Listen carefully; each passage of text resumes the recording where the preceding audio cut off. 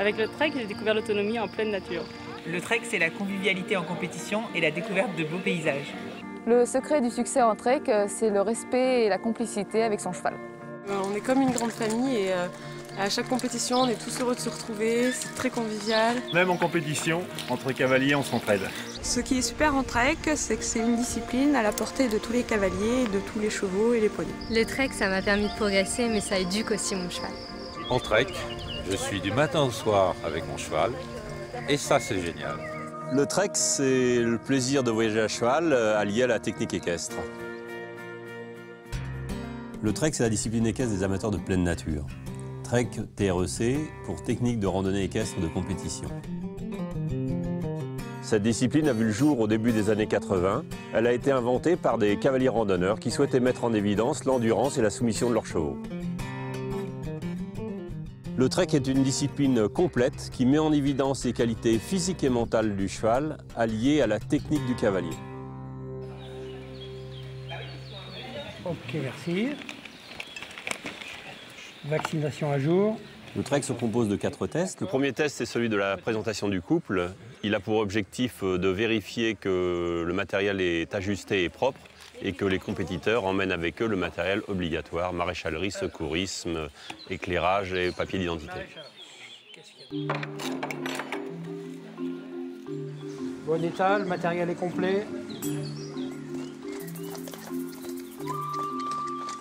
Le deuxième test est le POR, parcours d'orientation et de régularité. C'est un parcours qui demande une bonne connaissance topographique et une bonne gestion de l'effort de son cheval. Anaïs, 4 minutes. 20 minutes avant son départ, chaque concurrent découvre et reporte sur sa carte un itinéraire qui varie entre 12 et 50 km selon les niveaux de compétition.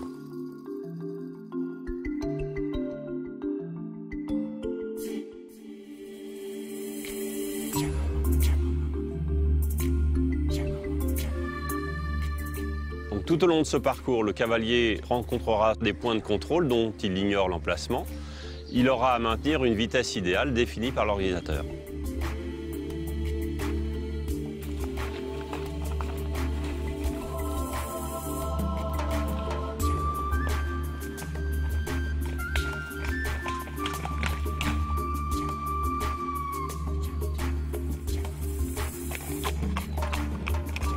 Le troisième test, c'est la maîtrise d'allure. Ce test permet au cavalier de démontrer que son cheval a des allures adaptées à l'équitation d'extérieur. Main gauche ou main droite? Ok, quand vous voulez. Elle se déroule dans un couloir de 100 à 150 mètres en fonction des niveaux de compétition. Les concurrents effectuent tout d'abord le galop le plus lent, puis font demi-tour et reviennent dans le même couloir au pas le plus rapide.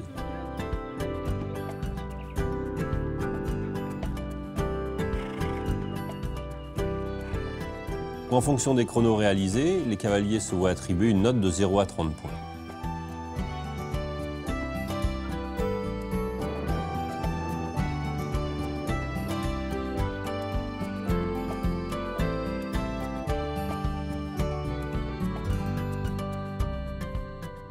Enfin, le quatrième test, le PTV, parcours en terrain varié. Il est composé de 12 à 18 difficultés selon le niveau de compétition. 30 secondes.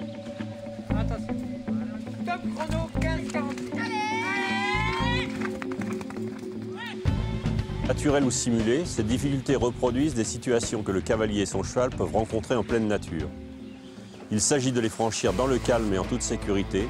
Plus que les performances, c'est l'efficacité, la franchise et le style du couple qui sont notés.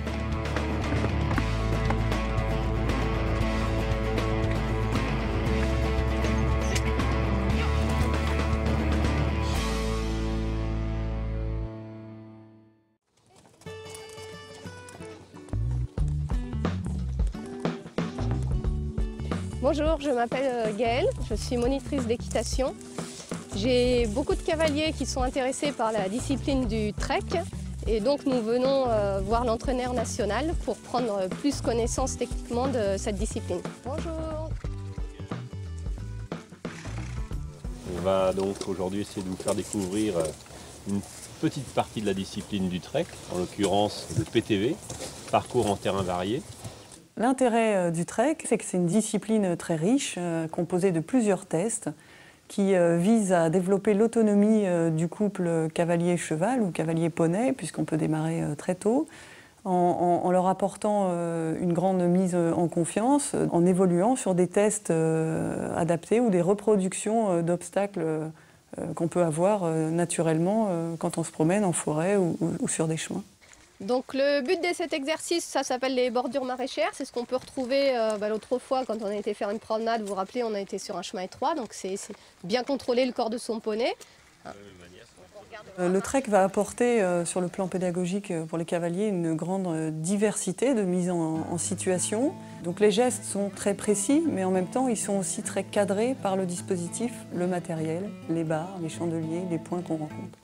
La petite faute, dommage. Voilà, ça une faute qui arrive assez fréquemment. D'accord. Les cavaliers ont l'impression d'avoir fini la difficulté, sauf que les postérieurs du cheval sont encore dans l'exercice et malheureusement, rupture d'allure. D'accord. Pour le développement personnel du cavalier, je pense que c'est un grand plaisir à évoluer seul, en pleine nature. On va rester au pas et au trot, par contre il ne doit pas y avoir de rupture d'allure. Toujours le même principe. Allez, on y va. Alors Tristan, tu avais les rênes un petit peu longues. Le poney est bien derrière la demoiselle. Voilà. Dans cette séance, j'ai appris pas mal de choses. La maniabilité, je trouvais ça super bien. Il avait peur de passer tout à l'heure sous les barres, là, et il n'avait jamais fait ça, donc il a appris. Donc, voilà. En tout cas, ce qui est sûr, cette séance m'a donné vraiment envie de faire du trek avec mon cheval. Après la découverte du parcours en terrain varié de nos jeunes cavaliers, voyons maintenant le même test avec des spécialistes, les membres du groupe France Jeunes en pleine préparation de compétition. La prochaine séance de travail, là, on va travailler sur l'enchaînement tronc-slalom. Plus on augmente dans les niveaux, plus les difficultés sont rapprochées, parce que ça met en évidence le dressage des chevaux, la technique cavalier, et on aura à reproduire ça sur les compétitions. Voilà. Il y a des difficultés dynamiques, il y a des difficultés lentes, et c'est cette alternance de changement de rythme qui est la spécificité de notre discipline et qu'on doit travailler pour que les chevaux puissent avoir une réactivité, un mental qui leur permette effectivement de monter dans l'énergie et juste après de redescendre en pression pour faire des exercices de précision.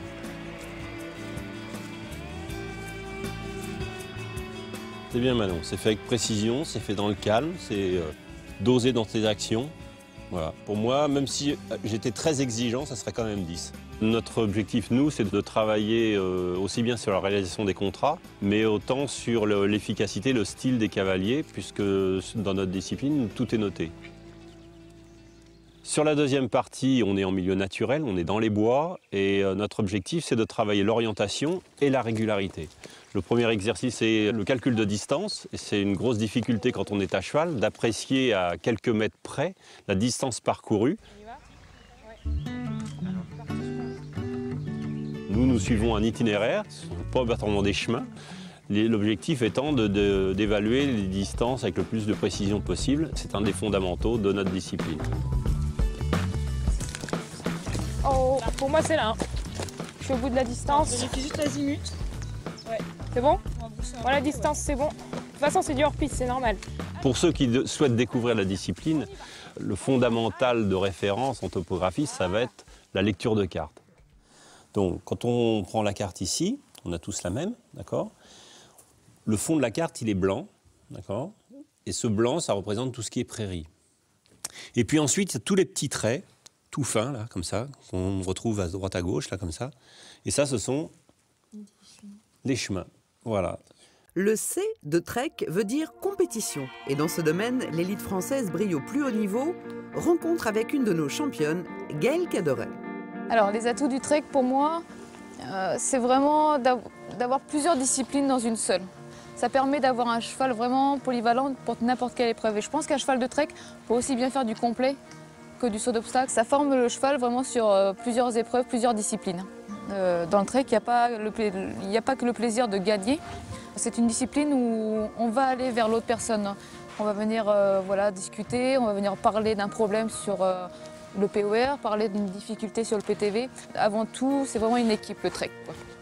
Avec des amis, des gens qui deviennent des amis. Alors mes ambitions maintenant, comme je suis déjà championne de France, ce serait d'avoir le titre de championne du monde, voilà, dans les années à venir.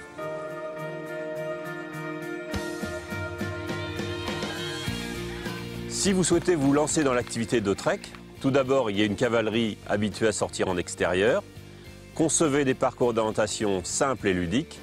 Et ensuite, utilisez une base de Spring Garden pour organiser votre PTV. Disposez vos difficultés loin les unes des autres, de manière à permettre à vos cavaliers de prendre le temps de préparer la suivante. Rappelons que pour la pratique du trek, un matériel classique ou de randonnée est suffisant. Pour l'équipement du cheval, eh bien, un tapis, une selle, des étriers, un licol et une longe suffisent tout simplement. Pour l'équipement du cavalier, une tenue adaptée à la sortie en extérieur est recommandée. Le casque est obligatoire sur l'ensemble des tests, le gilet de dos est obligatoire sur le PTV. À partir du niveau club élite, un équipement spécifique est recommandé, à savoir des sacoches ou un tapis à poche, une trousse de premier secours humain et équin, un nécessaire de maréchalerie et bien sûr un matériel de topographie.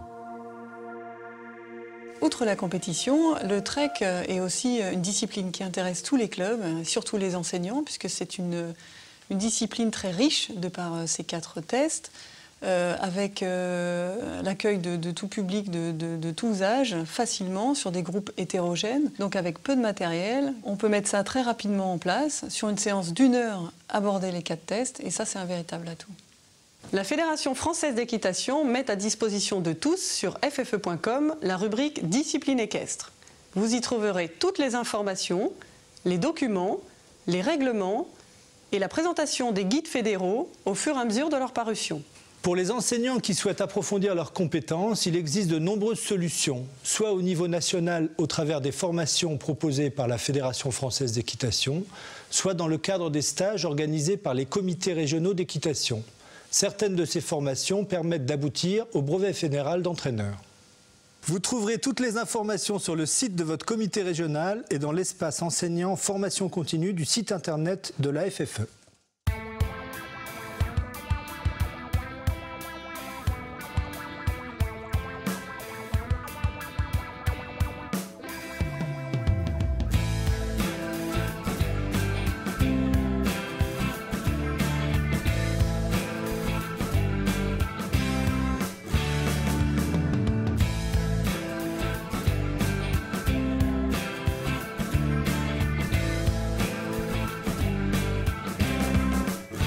Le